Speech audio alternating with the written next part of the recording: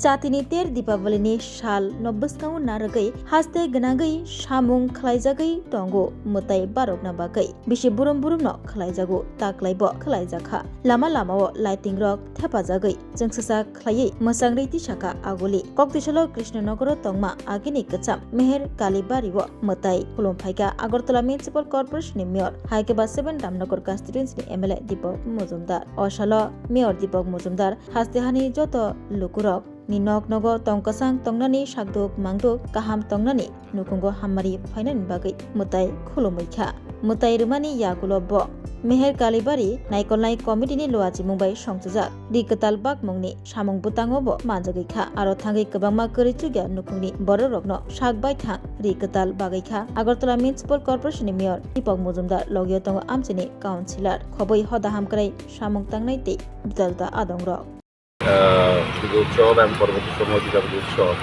উৎসবের সঙ্গে এবং শ্রদ্ধা সঙ্গে করা হয় বিভিন্ন কর্মসূচি বিভিন্ন অনুষ্ঠানের মাধ্যমে।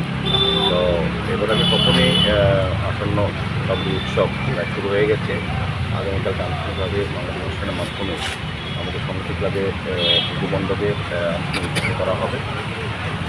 বিভিন্ন যে কর্মসূচি আছে আগামীকালকে মিষ্টি এবং পেট্রোল বাইক আরও 4 দিন আমরা করবো। 23-22 তারিখ আমাদের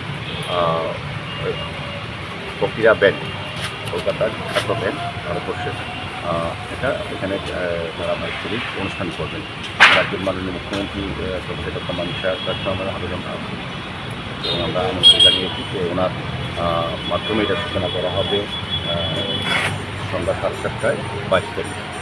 তো আমি দীপাবলি উৎসবগুলিতে আগরতলা শহরবাসী রাজ্যবাসীকে অনেক অনেক শুভেচ্ছা ধন্যবাদ জানাই এবং সংগীত ক্লাবের পক্ষ থেকে আন্তরিকভাবে অনুরোধ এবং আমন্ত্রণ জানাচ্ছি সমস্ত দর্শনার্থী শরণার্থীকে শহরবাসী এবং রাজ্যবাসী যাতে আমাদের পুজো প্রতিটি আসনে অংশগ্রহণ করে এবং আমাদের এই যে কর্মসূচি বা যে অনুষ্ঠান প্রক্রিয়া ব্যান্ড তারা ভারতবর্ষের বিখ্যাত ব্যান্ড তারা সঙ্গীত পরিবেশনা করবে, বিশেষ করে সব সঙ্গের ওপর থাকবে।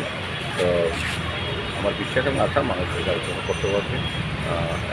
পুজোর সময় প্রত্যেকেরই আমরা আবার আহ্বান রাখছি যাতে আমার সঙ্গীত ক্লাবের পুজো মণ্ডে আসবেন। আমরা প্রতিমা তৈরি করতে প্যান্ডেল তৈরি করতে সর্বক্ষেত্রে দুর্গাপূজা এবং কালী পূজা প্রতি বছর নতুন আমি অভিনবত্ব করে থাকি। বিভিন্ন প্রসাদ্য হবে বিভিন্ন কর্মসূচি থাকে, সামাজিক কর্মসূচি আমরা সারা বছর সঙ্গীত ক্লাব করে থাকি। তো কাজে এই সমস্ত পুজো উপলক্ষে কিছু কিছু কর্মসূচি আমরা হাতে দিয়েছি। আমি আবারও সবাইকে আমন্ত্রণ জানাই। আমাদের সঙ্গে আমাদের ক্লাবের যারা কার্যকর্তারা কর্মকর্তারা আছেন সবাই আছেন। আমি আবারও শহরবাসী এবং রাজ্যবাসীকে সঙ্গীত ক্লাবের পক্ষ থেকে এই পুজো আসার জন্য আমন্ত্রণ।